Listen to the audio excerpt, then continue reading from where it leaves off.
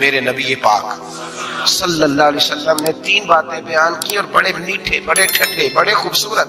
اس خدا را جنہوں نے بچیوں کے رشتے کرنے، منت کر رہا ہوں انہیں بچوں کے رشتے کرنے، خدا را ان کی بنیاد صحیح رکھنا.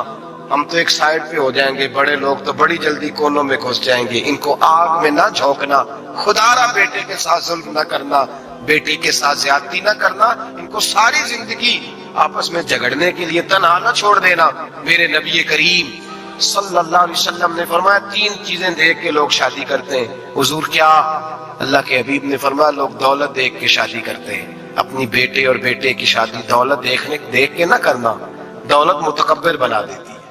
لفظ حدیث میں فرمایا نہ خالی دولت نہ دیکھنا، خالی دولت دیکھ کے شادی نہ کرنا، یہ متکبر بنا دے گی.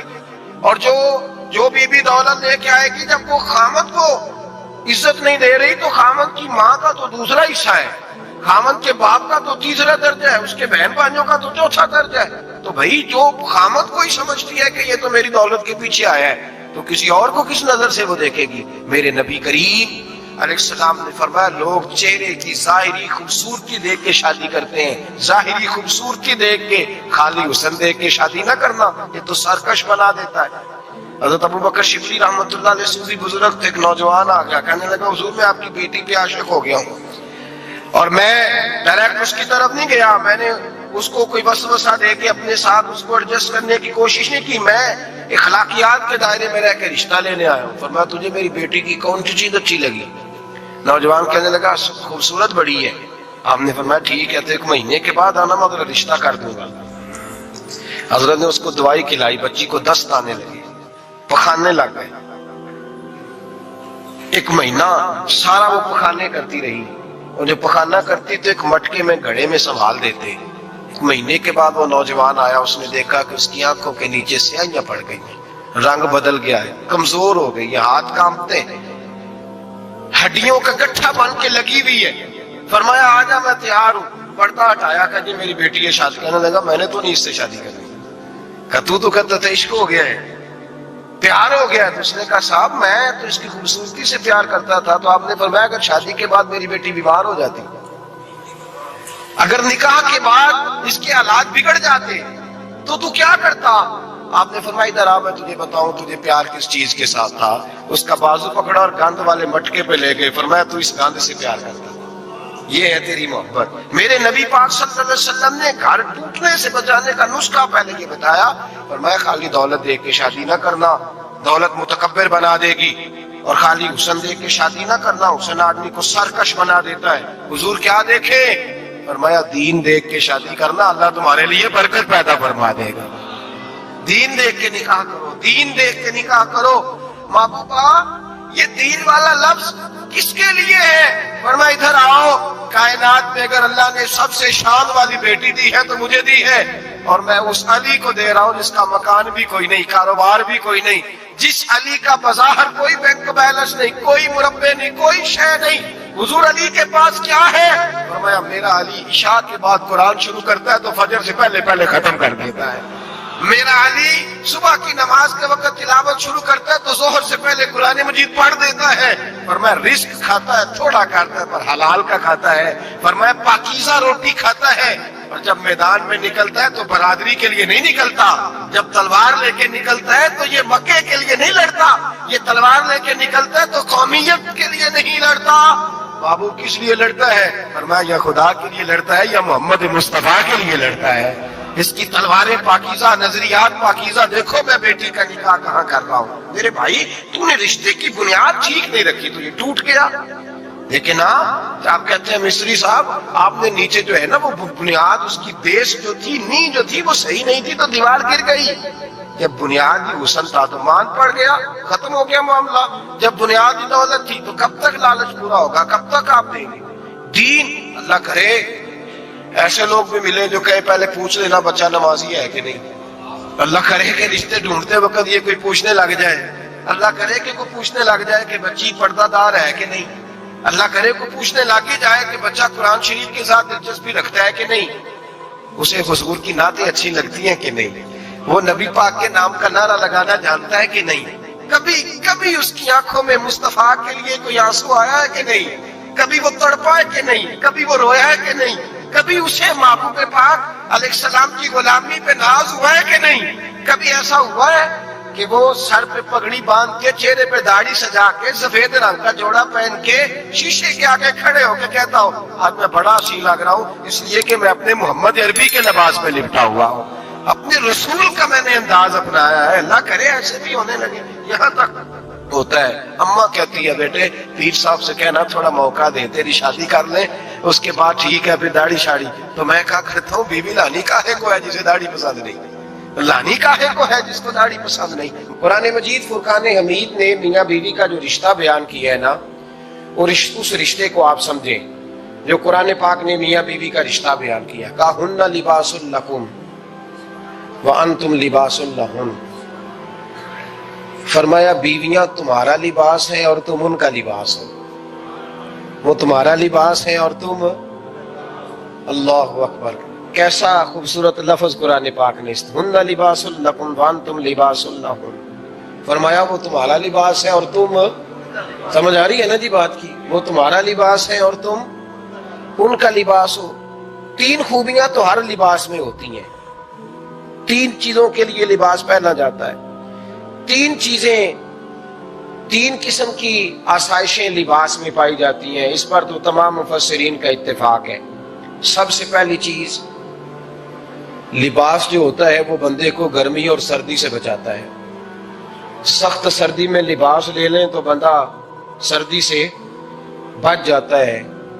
اس کا مطلب یہ ہوا کہ میاں بیوی ایک دوسرے کا لباس ہے، اگر بیوی کی طرف کوئی تکلیف آتی ہے تو میاں اس کو بچاتا ہے، اور اگر میاں کی طرف کوئی تکلیف آتی ہے تو عورت اس کو بچاتی ہے۔ میاں بیوی ایک دوسرے کا لباس ہے۔ لباس کیا کرتا ہے؟ لباس آدمی کے عیب چھپاتا ہے، اس کے وجود پر کتنے دھبے ہیں، کتنے نشان ہیں، وہ سارے چھپا لیتا ہے لباس۔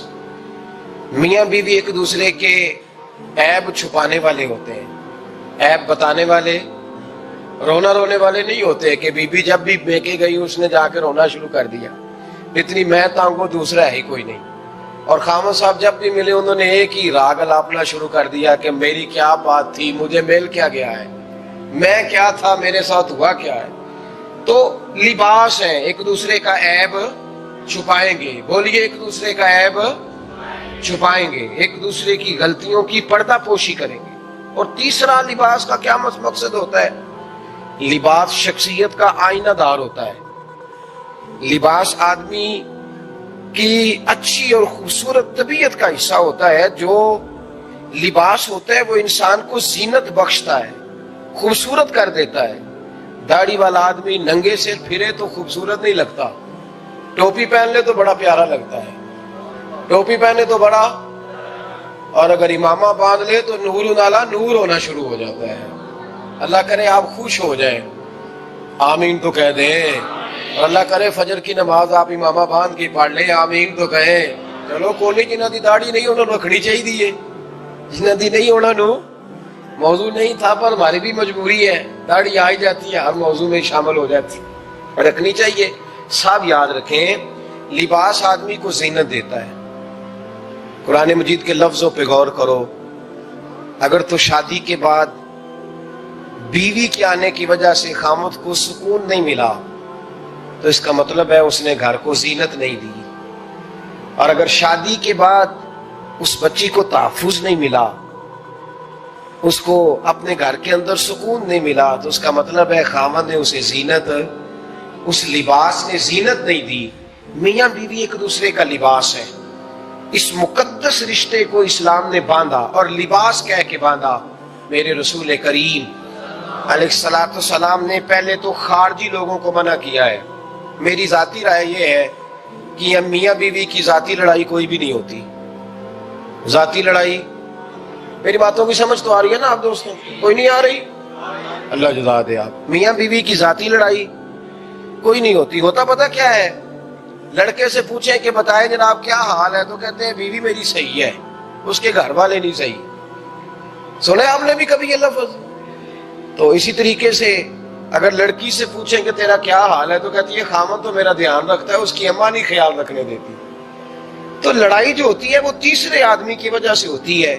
تیری اماں آئی تھی تو اس طرح کہہ گئی، تو تیرا بھائی آ گیا تھا تو وہ یہ کہہ گیا، تیسرے فرد کی وجہ سے۔ میرے نبی کریم علیہ الصلوۃ والسلام نے تیسرے بندے کو سمجھایا ہے، تیسرے فرد کو حضور نے سمجھایا ہے۔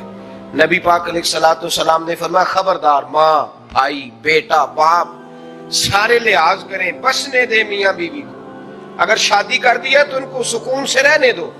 تم دو جملے کہہ کے چلے گئے، کوئی عیب نکال کے جو چھپا ہوا تھا خامن کی نظر میں وہ نکال کے بتا دیا کہ تیری بیوی یہ کام بھی کرتی ہے، اب تم تو ہٹ گئے وہ بات کہہ کے، اب انہوں نے اکٹھے رہنا ہے۔ ان کی زندگی مصیبت کا شکار ہو گئی، آزمائش میں آ گئے وہ دونوں، ساری زندگی کڑتے رہے۔ ایک عیب نکال کے لڑکی کے گھر والے لڑکے کا اسے بتا کے چلے گئے تیرے خامد میں یہ عیب پایا جاتا ہے، وہ ساری زندگی کڑتے رہیں گے، تکلیف میں رہیں گے، انہوں نے تو اکٹھے رہنا ہے۔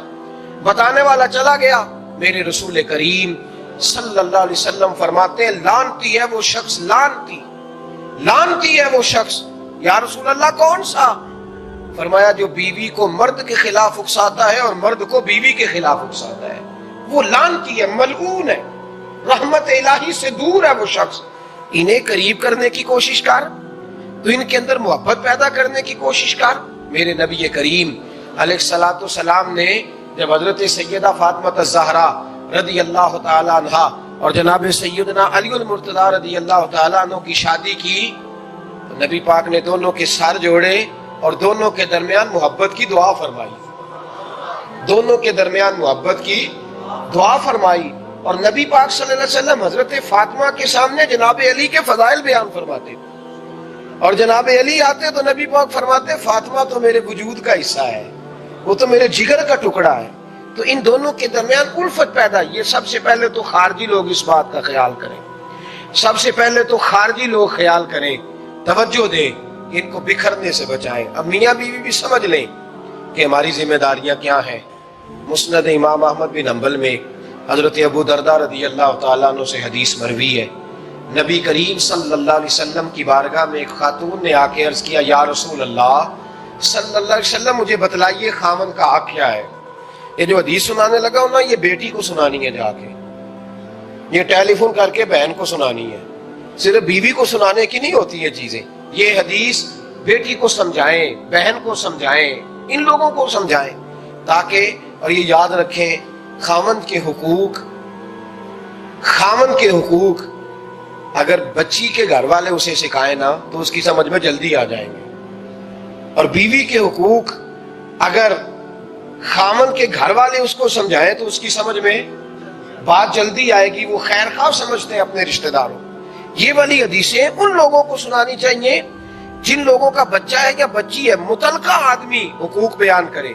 جب متبادل چیز کسی کے سامنے آتی ہے تو وہ کئی دفعہ سمجھتے ہیں کہ خلوص اس میں پورا نہیں پایا جاتا۔ حضرت ابو درداء رضی اللہ تعالیٰ عنہ فرماتے ہیں ایک خاتون حضور کی بارگاہ میں آئی، عرض کرنے لگی، یا رسول اللہ صلی اللہ علیہ وسلم میں نکاح کرنا چاہتی ہوں، شادی کرنا چاہتی ہوں، مجھے بتلائیے خامن کا حق کیا ہے، اگر تو میں ادا کر سکتی ہوں تو میں نکاح کروں، ورنہ میں اس کام سے بچوں۔ میرے نبی کریم علیہ الصلوۃ والسلام نے فرمایا، بی بی اگر خامن کے ناک سے رینٹ نکلے، ریشہ نکلے، پیپ بہے اس کی ناک سے، اور بی بی اپنی زبان سے وہ صاف کر دے تو پھر بھی اس کا حق ادا نہیں ہوتا۔ حضرت ابو درداء کہتے ہیں آنکھ کھول کے اس عورت نے دیکھا تو میرے نبی پاک نے اگلے جملے ارشاد فرمائے، حضور نے فرمایا تو ان باتوں میں حیرت کر رہی ہے، میں اگر خدا کے علاوہ کسی کو سجدے کا حکم دیتا تو میں عورت کو کہتا اپنے خامد کو سجدہ کرے، میں اس کو کہتا یہ کام کرے۔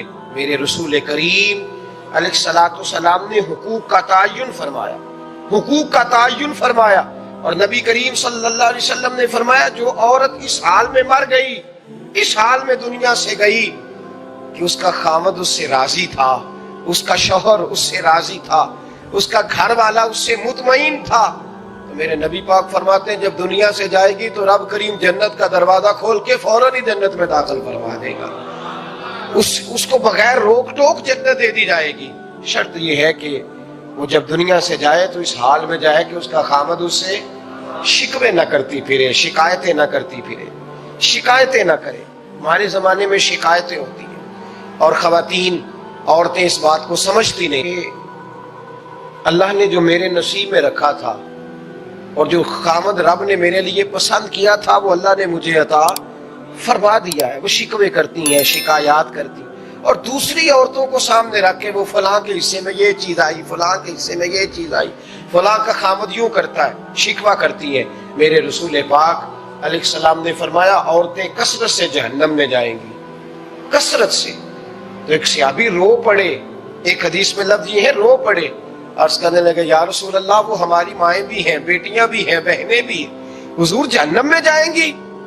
نبی پاک صلی اللہ علیہ وسلم نے فرمایا ایک تو وہ عیب جوئی کرتی ہیں، غیبتیں کرتی ہیں، دوسرا رب کا شکر ادا نہیں کرتی، اور تیسرا فرمایا اپنے خامن کا بھی شکریہ ادا نہیں کرتی، بات بات پہ ناشکری کرتی ہیں، بات بات پہ ناشکری کرتی، اس سبب سے جہنم میں جائیں۔ عورت کے حقوق کا تعین فرمایا، اور ساتھ ہی میرے رسول پاک علیہ السلام نے مرد کی طرف توجہ فرمائی، اور کیا خوبصورت لفظ ارشاد فرمائے، فرمایا تم میں ہر آدمی اپنے آپ کو اچھا سمجھتا اور اچھا کہتا ہے، ہر آدمی کہتا ہے، لیکن کوئی اگر مجھے آ کے پوچھے گا کہ محبوب آپ کی امت میں اچھا کون ہے، تو حضور فرماتے ہیں میں اسے اچھا سمجھوں گا جو اپنے گھر والوں کے حق میں اچھا ہے، جو اپنی بیوی خیرکم لأہلہ، تم میں سے بہترین وہ ہے جو اپنے گھر والوں کے لیے اچھا ہے۔ اور فرمایا جاؤ میرے گھر جا کے پوچھ لو وانا خیرکم لأہلہ، میں تم سب سے زیادہ بڑھ کر اپنے گھر والوں کے لیے اچھا ہوں۔ تم میں بہترین وہ ہے جو اپنے گھر والوں کے لیے، بال بچوں کے لیے، بیوی کے لیے اچھا ہے۔ رسول کریم علیہ السلام نے خامن کو حکم دیا اور ارشاد فرمایا کہ عورت ٹیڑھی لکڑی ہے، بیچاری کو اللہ نے عقل پوری نہیں دی۔ ایک بچہ چھوٹا ہوتا ہے، ہمیں پتہ ہوتا ہے کہ اس کا شعور پورا نہیں، اگر کوئی غلطی کرے تو کیا اسے نکال دیا جاتا ہے گھر سے؟ بولے چھوٹا بچہ ہے، وہ کئی دفعہ بڑا نقصان کر دیتا ہے، آپ کیا کہتے ہیں؟ اسے مارتے ہیں، کلاڑی لے آتے ہیں اس کے لیے؟ اس طرح کرنا چاہیے، اس کے ابے کو بلا لینا چاہیے، بےزتی کرنی چاہیے پنچایت میں بٹھا کے کہ یہ غلطی کی ہے تیرے بچے نے۔ بھئی دادا یہ کام کرتا ہے؟ بولے نا، کیوں نہیں کرتا؟ وہ کہتا ہے ہمارا بچہ نہ سمجھ ہے، اپنا پوتا ہے، ہمارا اپنا ہے، اگر ہم اس کا باہر نکالیں گے تو بڑا کام غلط ہو جائے۔ لیکن وہی ابا جی جب بہو کوئی غلطی کر بیٹھتی ہے تو پنچایت بلاتے، لوگوں کے سامنے معاذ اللہ تعالیٰ بڑی کڑوی کسیلی باتیں کرتے ہیں، ایسی باتیں کرتے ہیں کہ جو ان کی بیٹی کے بارے میں کہی جائے تو وہ کبھی پسند نہ کریں، اتنے سخت جملے کہے جاتے ہیں، بیٹی والے کو رسوا کیا جاتا ہے۔ میرے نبی کریم علیہ السلام نے فرمایا یہ ٹیڑھی لکڑی ہے، بیچاری کو اللہ تبارک و تعالیٰ نے اپنی حکمت کے تحت عقل آدھی عطا فرمائی ہے، تم اگر چاہو گے سیدھی کرنا تو یہ ٹوٹ جائے گی، سیدھی نہیں ہوگی۔ حضور کیا کریں؟ فرمایا اس کے ساتھ گزارا کرو، اللہ تمہیں اجر عطا فرمائے گا، اس کے ساتھ وقت گزارو، اللہ تمہیں اس کا، یہ ذہن بنانا چاہیے خامن کو کہ یہ، اور خامن کی ذمہ داری ہے۔ اعلیٰ حضرت رحمت اللہ علیہ نے فتاوی رضویہ کی 24ویں جلد میں بالتفصیل لکھا ہے، آپ فرماتے ہیں خامن کی ذمہ داری ہے عورت کو کپڑا فراہم کرنا، روٹی فراہم کرنا، رہنے کے لیے گھر دینا، نان نفقے کا خیال کرنا، اور آپ فرماتے ہیں اگر وہ مطالبہ کرے تو ہفتے میں ایک دن اس کے ماں باپ سے ملانے بھی لے جا سکتا ہے۔ ہفتے میں جی کوئی نہیں بول دے تسی، ہفتے نہیں، یہ نہیں صحیح لفظ، ہر ہفتے اے سوکھ ہے، کدوں ملان کرنا ہے؟ ہمیں نہ بولو، گل جڑی سچی ہو تو سچی ہے، ملان کدوں لے جانا ہے؟ اچھا اپنی اماں نو روز ملتا ہے سویرے شام، تے وہ کہندی مینوں بھی اماں نو ملا لیا، تے کہندا روز نہیں جائیدا، تم ہی نہ ملا اپنی اماں نو روز بھائی۔ لیکن نا اعلیٰ حضرت فرماتے ہیں ہفتے میں ایک دفعہ ماں باپ سے بولے۔ بیٹی کا پیار ماں باپ سے زیادہ ہوتا ہے کہ بیٹے کا؟ تو تمہیں سارے انہوں پتا ہے، یعنی تسی گھٹ کرتے ہو نا، تاں بیٹی دا نام لیا جے، صحیح بات کر رہا ہوں؟ تو جس کا پیار زیادہ ہے اس کو روک دیا، کہتے نہیں روز نہیں جائیدا، سال بعد جائیں، بلکہ ان تے اللہ خیر کرے، اللہ پاک فضل کرے، داماد صاحب کی عزت ہی نہیں نہ ہوتی، اس کو آنکھوں پہ بھی اٹھائے تو کہتے ہیں تیرے گھر دے میری عزت نہیں کرتے، پتہ نہیں ان تو عزت بھائیا کیڑی شاید نہ رکھے ہے، وہ کیڑی ہے جڑی تینوں چاہیے، اللہ ہی بہتر جانتا ہے۔ عزت نہیں کرتے تو لہذا میرا پروٹوکول نہیں، پھول لے کے کھڑے نہیں ہوتے گلی میں، وہ باہر نہیں نکلتے، وہ اشتہار نہیں چھاپتے کہ داماد صاحب آ رہے ہیں. اور ویسے بھی میں کہاں جاؤں، مطلب یہ کہ چپس بھی نہیں ہے، انہوں نے سنگ مرمر بھی نہیں لگوایا ہوا، تو میں کیسے جاؤں، میری شان کے خلاف. اعلیٰ حضرت فرماتے ہر ہفتے وہ بیٹی جو ہے، تو بیٹیاں بیٹیاں ہوتی ہیں. یہ تو اس دن پتہ چلتا ہے نا جب اپنی بیٹی بندہ ڈولی میں ڈالتا ہے، پھر پتہ چلتا ہے کہ دل کرتا ہے ہر ہفتے اس کو ملنے کو، دل کرتا ہے کہ وہ آئے، چہرہ دکھائے، ایک دفعہ مل جائے، ہر ہفتے اس کو ملوانے لے کے جائے، اس کی غلطیاں معاف کرے، اس کے عیبوں پہ پردہ ڈالے، اس کی کوتاہیوں کا خیال کرے، اس سے درگزر کرے. میرے نبی کریم صلی اللہ علیہ وسلم نے فرمایا میں اپنی امت کو حکم دیتا ہوں کہ اپنی بیوی سے بغض نہ پالنا، بغض نہ پیدا کرنا. کوئی غلطی کرے تو بغض نہ پیدا کرنا، بغض نہ رکھ لینا سینے میں کہ تو ہے ہی ایسی، تو ہے ہی، بغض نہ پالنا. اور کیا خوبصورت لفظ ہیں حضرت خدیجہ الکبریٰ کے سرتاج کے، اور کیا لفظ ہے جناب سیدہ آمنہ کے لال کے. میرے نبی پاک فرمانے لگے اگر تمہیں اپنی بیوی کی کوئی عادت ناپسند ہے تو غور کر لو، ڈھونڈ لو، اس میں ایسی بھی عادت تمہیں ضرور مل جائے گی جو تمہیں بڑی پسند ہوگی. ڈھونڈ لو، غور کر لو، مل جائے گی، کوئی ایسی بھی مل جائے گی جو تمہیں بڑی پسند ہوگی، وہ بھی تمہیں مل جائے گی. ڈھونڈو تو صحیح، تلاش تو کرو، بغض کی اینک نہ لگانا. بغض کی اینک لگا کے دیکھو گے تو کچھ نہیں ملے گا. نبی رحمت سید عالم صلی اللہ علیہ وسلم، پہلی بات یہ ہے کہ اللہ کے حبیب نے تعین فرمایا، اور پھر عملی طور پر حضور نے وہ چیزیں کر کے دکھائیں.